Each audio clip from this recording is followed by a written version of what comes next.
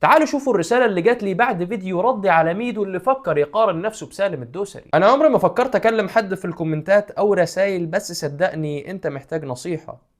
على عيني وراسي، كلنا محتاجين نصايح. اعتز شوية بجنسيتك وبلدك.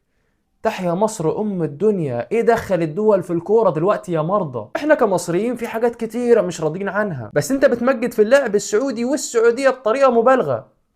تحيا السعودية وشعبها وحاكمها، وتحيا كل الدول العربية وكل شخص عربي شريف. ايه اللي مضايقك دلوقتي؟ وبعدين انا لما مجد في لاعب زي سالم الدوسري او حسان او غيره من اي لاعب سعودي، فانا مجرد بديله حقه، مش مبالغة. وايه اللي مضايقك؟ بس الناس دي دايما بيستحقروا المصريين. اولا ما اسمهمش الناس دي، اسمهم الشعب السعودي. بينك وبينهم خلافات، مش مشكلتي، واجبك تحترمهم قدامي. انا شفت منهم كل خير، فراجع انت نفسك. ودي نصيحة مني ليك. انت لو ما تعرفش، فاخويا مدرب الهلال وليه اسم كبير هناك من 2016، وانا كمان لعبت في التعاون وانا صغير. نصيحة بقى تانية مني ليك، المفروض انك عشرة، فواجب تحترم الشعب اللي انت عشرته. حب الهلال مفيش مشكلة، حب سالم مفيش مشكلة، بس اوعى تقلل من نفسك وبلدك اللي فيها اهلك وناسك. ايه دخل الدول في الكورة في اللعيبة اصلا؟ نصيحة هختم بيها الفيديو: اعقلوا،